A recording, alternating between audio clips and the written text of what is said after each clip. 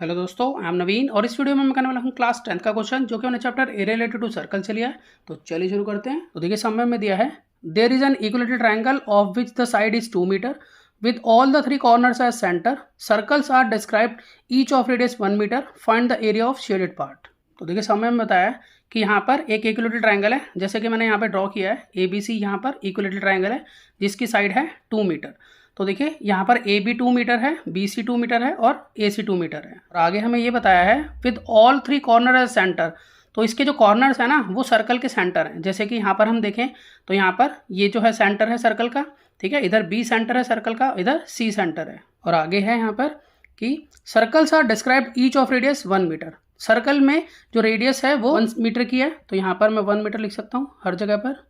अब हमें यहाँ पर एरिया ऑफ शेडेड पार्ट निकालना है। तो देखिए यहाँ पर ये जो शेडेड पार्ट है हमें इसका एरिया निकालना है। देखिए अगर हमें यहाँ पर शेडेड पार्ट निकालना हो तो हम कैसे निकालेंगे, अगर हमें एरिया ऑफ ट्रायंगल पता चल जाए और अब उस एरिया ऑफ ट्रायंगल में से यहाँ पर देखिए यहाँ सेक्टर बन रहा है, यहाँ पर इस तरह से एक सेक्टर ये है, दूसरा ये है और तीसरा ये है। तो अगर इन तीनों सेक्टर को माइनस कर दूँ मैं एरिया ऑफ ट्रायंगल में से तो मेरे पास शेडेड पोर्शन आ जाएगा। तो पहले मैं यहाँ पर फॉर्मूला लिख लेता हूँ कि एरिया ऑफ शेडेड पार्ट ये निकलेगा अगर हम पहले एरिया ऑफ इक्विलेटरल ट्रायंगल निकाल लें और उसमें से माइनस कर दें एरिया ऑफ 3 सेक्टर्स। अब देखिए जैसे कि हम जानते हैं कि एरिया ऑफ इक्विलेटरल ट्रायंगल होता है √3/4 माइनस एरिया ऑफ 3 सेक्टर। तो देखिए एरिया ऑफ सेक्टर का फॉर्मूला होता है θ/360 मल्टीप्लाई πr²। देखिए इसमें हम पुट कर लेते हैं। अब ए जो है साइड को बोलते हैं, तो इस इक्विलेटरल ट्रायंगल की साइड जो है वो 2 मीटर है, ये हमें मालूम है। तो हम यहाँ लिखेंगे √3/4 मल्टीप्लाई यहाँ 2 का स्क्वायर माइनस थीटा। अब देखिए इक्विलेटरल ट्रायंगल का हर एक एंगल जो है वो 60 डिग्री होता है, ठीक है। तो यहाँ पर हम थीटा की जगह पर 60 पुट करेंगे, अपॉन में है 360 मल्टीप्लाई। अब पाई की वैल्यू होगी 22/7 मल्टीप्लाई आर।